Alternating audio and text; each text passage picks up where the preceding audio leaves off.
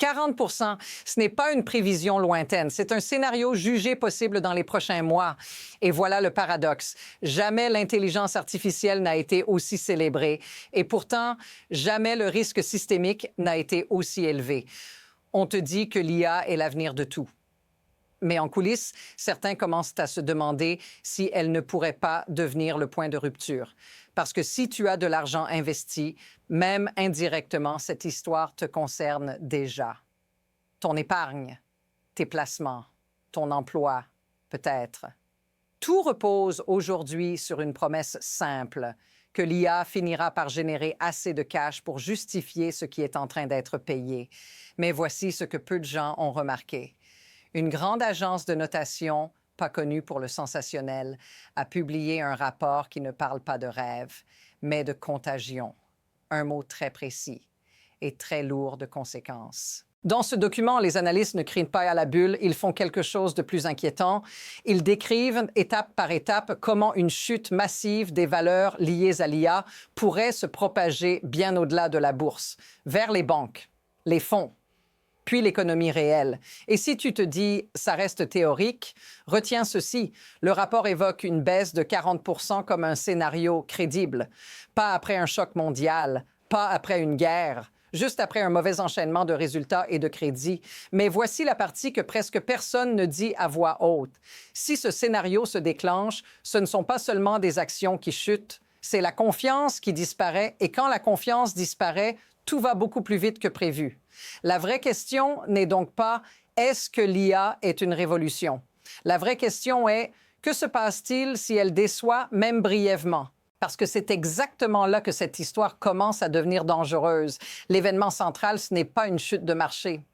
Pas encore, c'est un rapport, un document publié par Moody's, rédigé par une équipe d'analystes menée par Vincent Gustorf. Et ce rapport fait quelque chose de très particulier.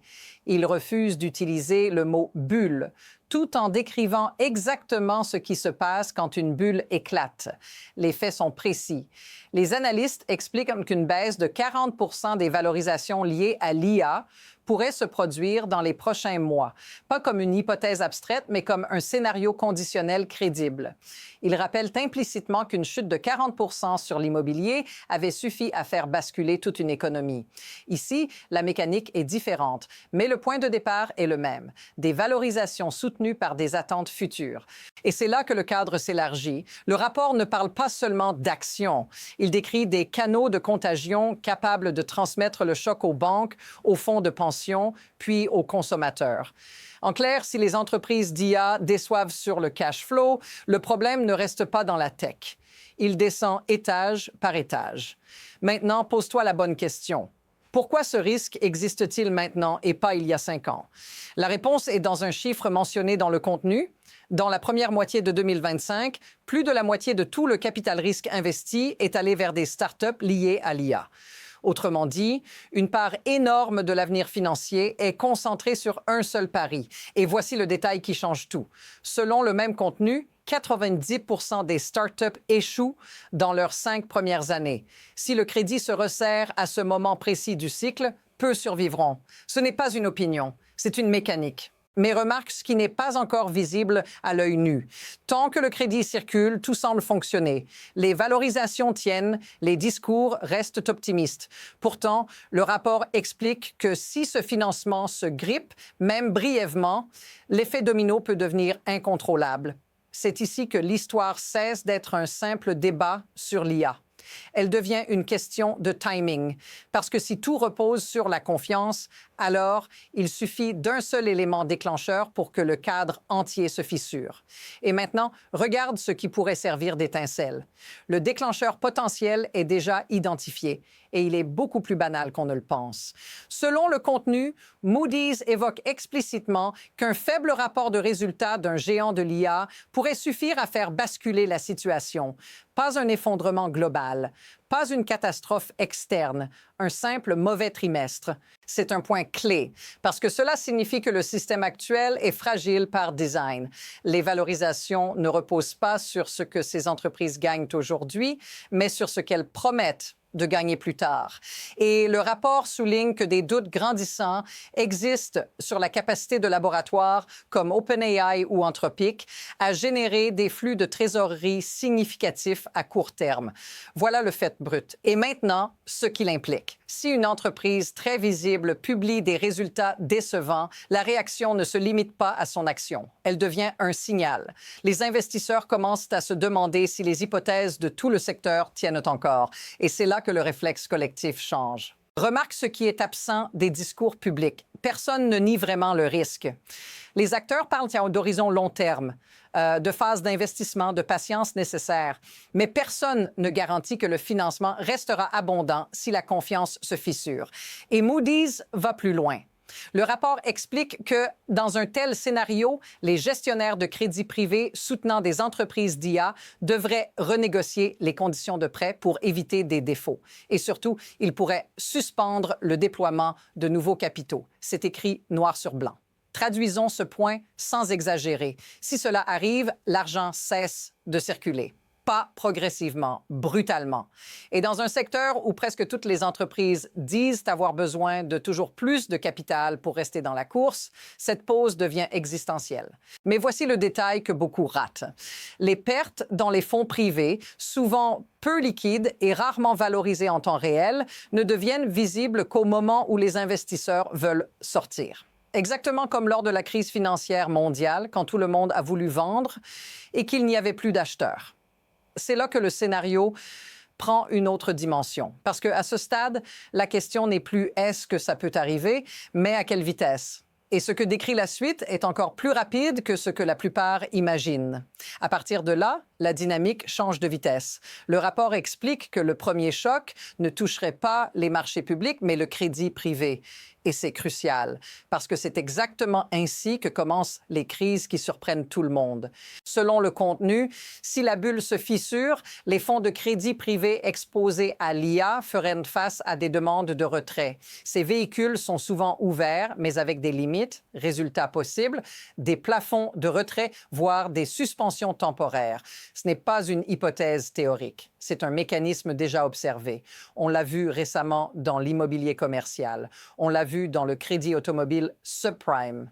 À chaque fois, le scénario est le même. Les actifs sont valorisés tant que personne ne demande son argent.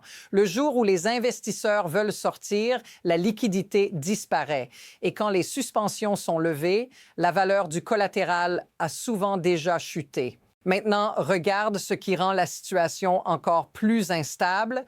Les entreprises d'IA, contrairement à d'autres secteurs, ne versent généralement pas de dividendes. Elles consomment du capital. Leur survie dépend donc entièrement de l'accès continu au financement. Quand ce financement ralentit, il n'y a pas de coussin. Et c'est ici que la normalisation devient inquiétante. Le rapport décrit comment les banques, même si elles prêtent rarement directement à ces entreprises, fournissent des lignes de crédit aux acteurs du private equity et du private credit. Officiellement, elles sont à distance. En pratique, elles sont exposées. Si les entreprises échouent et que les investisseurs retirent leurs fonds, les pertes remontent. Les banques resserrent les lignes, le crédit se fige.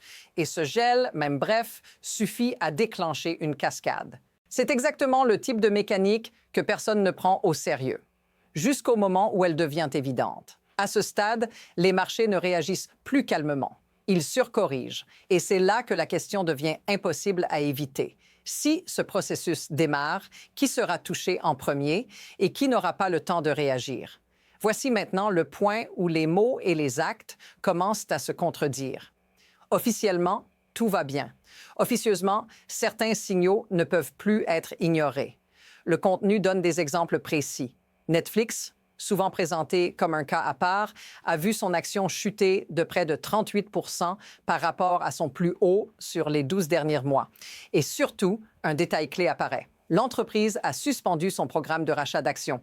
Ce n'est pas anodin. Les rachats ont été l'un des principaux soutiens du marché ces dernières années. Puis, il y a Oracle. Selon le contenu, l'entreprise devrait afficher un flux de trésorerie négatif pour la deuxième année consécutive. Son action est déjà en baisse de 50 par rapport à son pic de l'an dernier. Ce ne sont pas des startups fragiles. Ce sont des acteurs établis, déjà pénalisés parce que leurs dépenses augmentent plus vite que leurs résultats. Voilà le fait brut. Et maintenant, ce qu'il signifie. Si même ces entreprises commencent à réduire leurs rachats pour préserver leur cash, imagine ce qui se passe quand des sociétés d'IA, beaucoup plus dépendantes du crédit, doivent faire le même choix. C'est là que la façade commence à se fissurer. Le contenu évoque aussi un schéma technique inquiétant sur le Nasdaq 100. Depuis plusieurs mois, l'indice évolue dans une zone étroite. En surface, personne n'admet vendre. Le discours reste haussier. Mais selon cette analyse, quelqu'un vend, lentement, discrètement. Ce type de configuration est décrit comme une phase de distribution. Et c'est ici que la perception du marché peut changer définitivement. Parce que si les rachats disparaissent au moment où le crédit se resserre, le soutien artificiel s'évapore. Les prix ne sont plus défendus. Et la moindre mauvaise nouvelle prend un poids démesuré. Pose-toi cette question simple. Jusqu'où les actions peuvent-elles tomber si les entreprises doivent choisir entre financer leurs projets d'IA ou soutenir leur cours en bourse? Le contenu suggère que ce dilemme est déjà en train de se former. C'est à ce moment précis que les marchés cessent d'être rationnels. Ils deviennent réflexifs. Et quand ce seuil est franchi, les mouvements ne sont plus progressifs. Ils sont violents. À ce stade, tout commence à se superposer. Pas une seule crise, plusieurs, en même temps. Et c'est là que le contrôle se perd. Premier élément. Selon le contenu, les gestionnaires de fonds sont déjà quasiment à sec.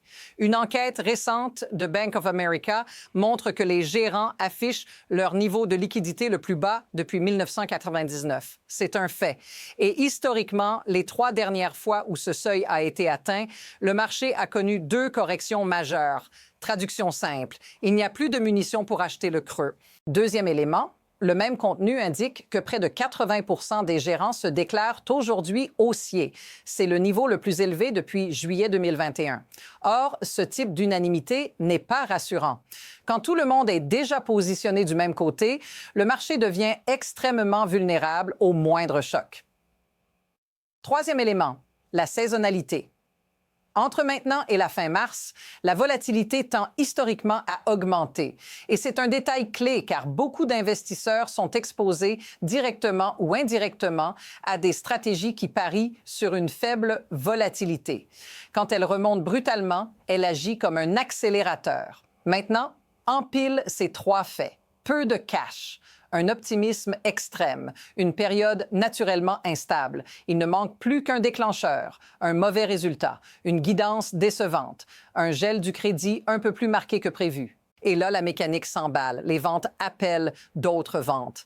Les stops sautent, les modèles automatiques se retournent. Ce n'est plus une décision humaine. C'est une réaction en chaîne. C'est exactement ce type de configuration que les marchés ignorent jusqu'au jour où ils se réveillent trop tard. Et à ce moment-là, la question n'est plus faut-il vendre, mais qui peut encore vendre? Alors pose-toi cette question maintenant, avant que la pression ne monte encore d'un cran.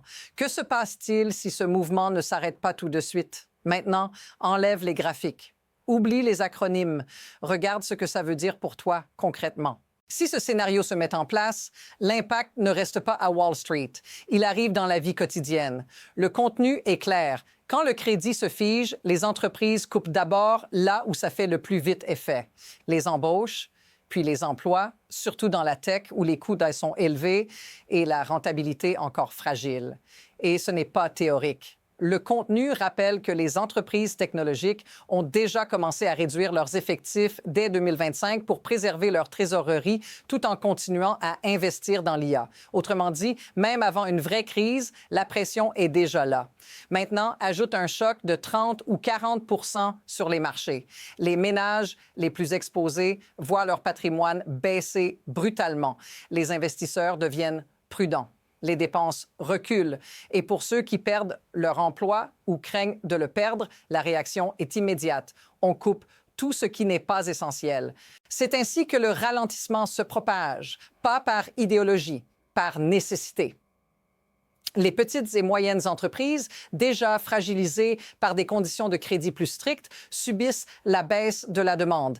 Elles réduisent à leur tour. Le cercle se referme. Le contenu le dit sans détour. Quand la richesse disparaît et que le crédit se resserre en même temps, l'économie réelle encaisse le choc avec un décalage très court. Et c'est ce décalage qui surprend toujours. Alors, pose-toi cette question honnêtement. Si ton portefeuille baisse fortement, si ton secteur commence à geler les embauches, si les banques deviennent plus strictes du jour au lendemain. Est-ce que ta situation change, même un peu? Si cette sensation te paraît familière, dis-le en commentaire, parce que c'est souvent comme ça que les grandes bascules commencent, silencieusement, dans des décisions individuelles. Et pendant que chacun s'ajuste, le système, lui, continue d'avancer selon ses propres règles. À ce stade, la question n'est plus émotionnelle. Elle est mécanique. Ce qui permet à cette situation d'exister, ce n'est ni l'optimisme excessif, ni la naïveté des investisseurs. C'est la structure même du système. Le contenu montre que tout repose sur un enchaînement précis d'incitations. Le capital risque finance la croissance. Le crédit privé prolonge la piste. Les marchés publics valorisent l'histoire. Et tant que chacun pense pouvoir sortir avant les autres, le jeu continue. Mais voici l'insight clé. Ce système fonctionne uniquement tant que la liquidité est abondante et que le temps est perçu comme infini. Or, l'IA est un secteur où le temps coûte extrêmement cher. Les entreprises brûlent du capital maintenant en pariant sur une domination future. Le moindre ralentissement transforme ce pari en problème. C'est là que la fragilité apparaît. Aucun acteur individuel ne contrôle l'ensemble. Les banques pensent être protégées parce qu'elles ne prêtent pas directement. Les fonds pensent pouvoir gérer les sorties. Les investisseurs pensent être liquides, mais le système, lui, est synchronisé. Et quand un système synchronisé perd la confiance, il ne se corrige pas doucement. Il se reprisse d'un seul coup.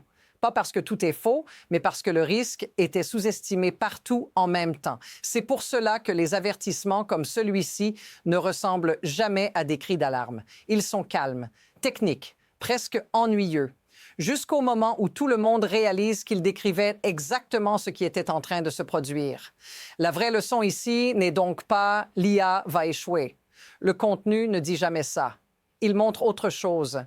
Quand une technologie devient le pilier de tout un système financier, elle n'a plus le droit de décevoir, même temporairement. Et c'est précisément cette absence de marge d'erreur qui rend la suite si incertaine, parce que maintenant, deux trajectoires commencent à se dessiner. À partir d'ici, deux chemins se dessinent et aucun n'est confortable. Premier scénario, les résultats tiennent juste assez. Pas brillants, mais pas catastrophique. Le crédit ralentit sans se bloquer complètement. Les marchés corrigent par à-coups. Les investisseurs parlent de rotation, de consolidation saine. En surface, tout semble sous contrôle. Mais en réalité, la pression continue de s'accumuler. Les entreprises retardent des projets. Les embauches restent gelées. Le système avance au ralenti, sous tension permanente. Deuxième scénario, un choc plus net, un acteur majeur publie des chiffres clairement décevants, ou le financement se resserre plus vite que prévu. Dans ce cas, le mouvement n'est pas progressif. Les ventes s'enchaînent, les liquidités disparaissent. Les discours rassurants cessent brusquement. Ce que Moody's décrivait comme un scénario devient une trajectoire. Le contenu insiste sur un point crucial. Il n'y a pas besoin de plusieurs mauvaises nouvelles. Une seule suffit. Parce que tout le monde regarde les mêmes signaux. Et quand ils passent au rouge, la réaction est collective. Ce qui rend ce moment particulier, c'est le timing. Les investisseurs sont déjà exposés. Les niveaux de cash sont bas. Les marges d'erreur sont minces. Autrement dit, le prochain mouvement n'a pas besoin d'être énorme pour déclencher quelque chose de beaucoup plus grand. Et maintenant, regarde l'état d'esprit dominant. L'idée que l'IA finira bien par payer. C'est peut-être vrai à long terme, mais le marché ne fonctionne pas sur le long terme. Il fonctionne sur la confiance trimestre après trimestre. C'est pour cela que la suite ne dépend pas d'une conviction, mais d'une réaction. Et cette réaction est en train de se former lentement dans les attentes, les positions et le silence autour de certains risques. La question n'est donc plus si quelque chose se produit. La question est comment les marchés réagiront quand ce sera impossible d'ignorer. Voici l'idée à retenir, celle qui recompose toute l'histoire.